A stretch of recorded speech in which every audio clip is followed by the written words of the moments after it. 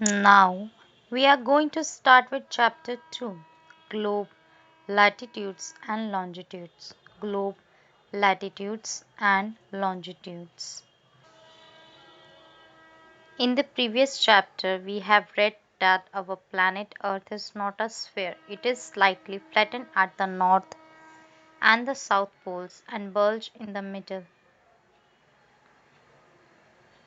Now, can you imagine how it looks? You may look at a globe carefully to get an idea. Globe is a true model, that is miniature form of the earth. Globes may be of varying size and type. Big ones, which cannot be carried easily, small pocket globes and globe-like balloons, which can be inflated and are handy and carried with ease. The globe is not fixed. It can be rotated the same way as a topspin or a potter's wheel is rotated. On the globe, countries, continents, and oceans are shown in their correct size. It is difficult to describe the location of a point on a sphere like the Earth. Now, the question arises as to how to locate a place on it. We need certain points of reference and lines to find out the location of places. You will notice that a needle is fixed through the globe in a tilted manner, which is called its axis. Two points Two points on the globe through which the needle passes are two poles, North Pole and South Pole. The globe can be moved around this needle from west to east just as the earth moves. But remember, there is a major difference. The real earth has no such needle. It moves around its axis, which is an imaginary line. Another imaginary line running on the globe divides it into two equal parts. This line is known as the equator.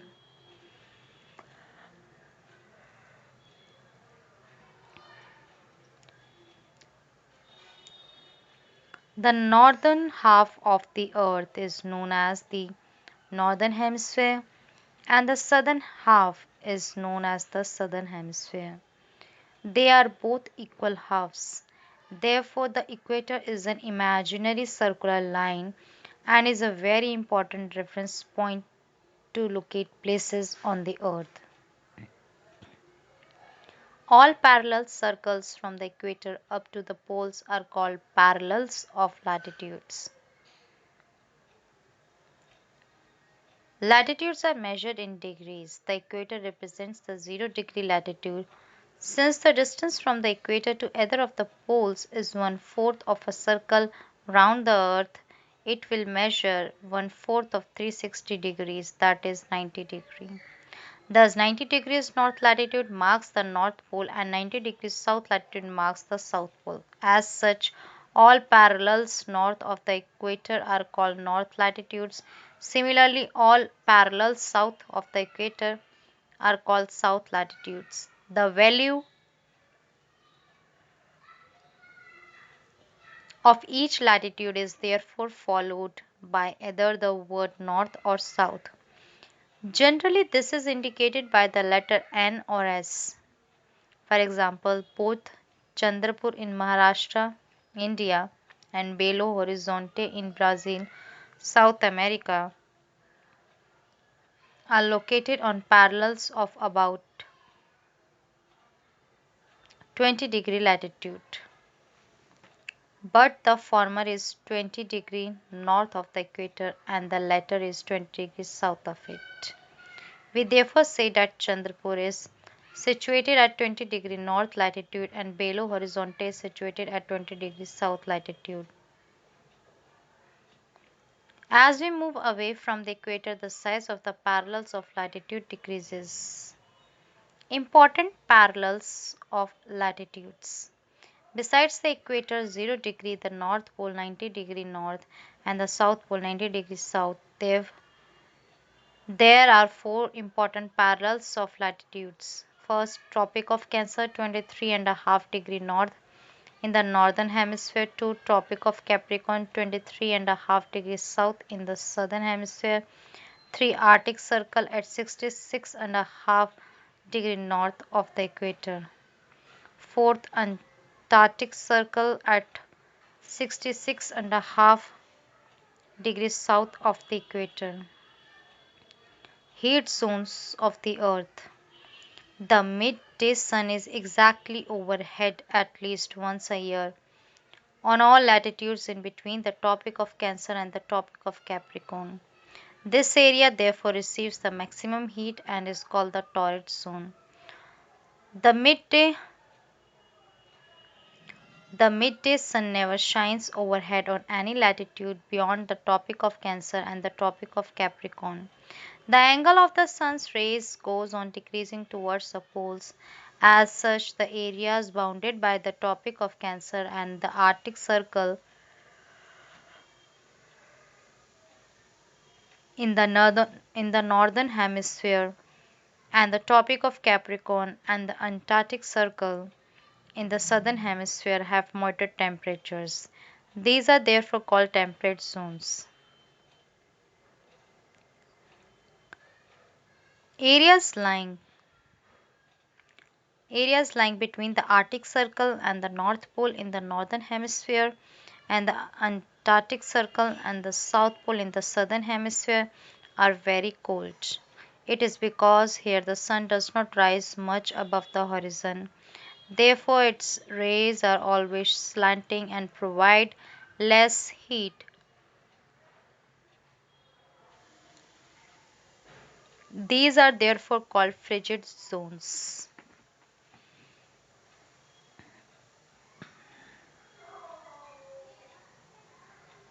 What are longitudes? To fix the position of a place, it is necessary to know something more than the latitude of that place.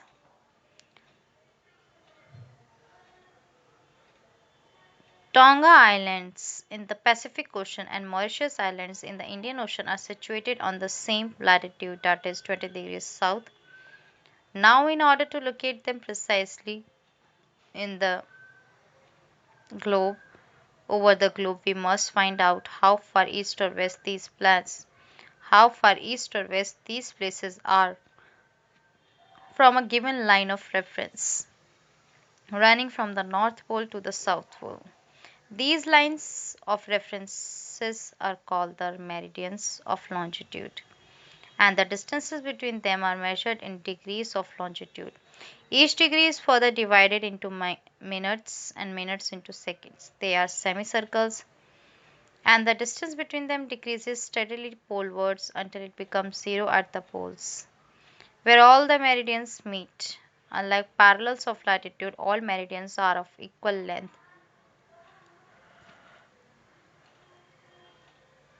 Thus, it was difficult to number the meridians. Hence, all countries decided that the count should begin from the meridian which passed through Greenwich, where the British Royal Observatory is located. This meridian is called the prime meridian. Its value is 0 degree longitude, and from it we count 180 degree eastward as well as 180 degree westward. The prime meridian and 180 degree meridian divide the earth into two equal halves, the eastern hemisphere and the western hemisphere. Therefore, the longitude of a place is followed by the letter E for the east and W for the west. It is, however, interesting to note that 180 degree east and 180 degree west meridians are on the same line. The grid of the parallels of latitude and meridians of longitude on the globe can be seen. We can locate any point on the globe very easily if we know its latitude and longitude. For example, Dhubri in Assam is situated at 26 degree north latitude and 90 degree east longitude. Finding out the point where these two lines cut each other, that point will be the location of Dhubri. To understand this clearly, we can draw equidistant vertical and horizontal lines on a paper. Label the vertical rows with numbers and horizontal rows with letters. Draw some small circles randomly on points where these horizontal and vertical lines intersect each other. Name these small circles as A, B, C, D, and E. Let vertical lines represent east longitudes and horizontal lines as north latitudes. Now you will see that circle A is located on BN latitude and 1 degree east longitude. Likewise, this we can find out the location of other circles. Longitude and time. The best the best means of measuring time is by the movement of the earth. The sun and the planets, the moon and the planets, the sun regularly rises and sets every day. And naturally, it is the best timekeeper throughout the world. Local time can be reckoned by the shadow cast by the sun, which is the shortest at noon and longest at sunrise and sunset. When the prime meridian of Greenwich has the sun at the highest point in the sky, all the places along this meridian will have midday or noon. As the earth rotates from west to east, those places east of Greenwich will be ahead of Greenwich time and those to the west will be behind it. The rate of difference can be calculated as follows. The earth rotates 360 degrees in about 24 hours, which means 15 degrees an hour or 1 degree in 4 minutes. Thus, when it is 12 noon at Greenwich, the time at 15 degrees east of Greenwich will be 15 into 4 is equal to 60 minutes, that is 1 hour ahead of Greenwich time, which means 1 p.m. but at 15 degrees west of Greenwich, the time will be behind Greenwich time by 1 hour, that is, it will be 11 a.m. Similarly, at 180 degree, it will be midnight when it is 12 noon at Greenwich. At any place, a watch can be adjusted to read 12 o'clock when the sun is at the highest point in the sky, that is, when it is midday. The time shown by such a watch will give the local time for that place. We can see that all the places on a given meridian of longitude over the globe have the same local time. Why do we have standard time? The local time of plan the local time of places which are on different meridians are bound to differ. For example, it will be difficult to prepare a timetable for trains which cross several longitudes. In India, for instance, there will be a difference of about 1 hour and 45 minutes in the local times of Dwarka in Gujarat and Dibrugarh in Assam. It is therefore necessary to adopt the local time of some central meridian of a country as the standard time for the country. In India, the longitude of 82 and a half degree east, 82 degree 30 east is treated as the standard meridian. The local time at this meridian is taken as the standard time for the whole country. It is known as the standard time IST. Kabir lives Kabir lives in a small town near Bhopal. He tells his friend Alok that they will not be able to sleep tonight. A day and night cricket match between India and England had started at 2 p.m. in London. This means that the match would begin at 7:30 p.m. in India and finish well into the night. Do you know what is the time difference between India and England? India, located east of Greenwich at 82 degree 30 east, is 5 hours and 30 minutes ahead of GMT. So it will be 7:30 p.m. in India when it is 2 p.m. noon in London. Some countries have a great longitudinal extent and so they have adopted more than one standard time. For example, in Russia, there are as many as 11 standard times. The earth has been divided into 24 time zones of 1 hour each. Each zone thus covers 15 degree of longitude. Let's do this. Take a big round potato or a ball, pierce a knitting needle through it. The needle resembles the axis shown in a globe. You can now move the potato or the ball around this axis from left to right. Do you know? By measuring the angle of the pole star from your place, you can know the latitude of your place.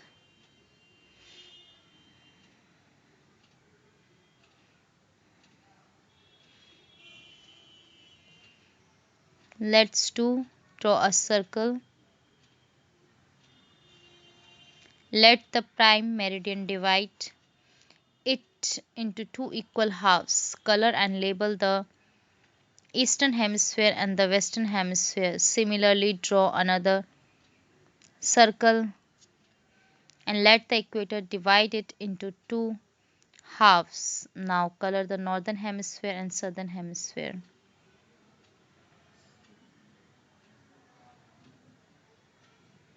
This is all about chapter 2, globe latitudes and longitudes, class 6 NCERT, from the book The Earth, Our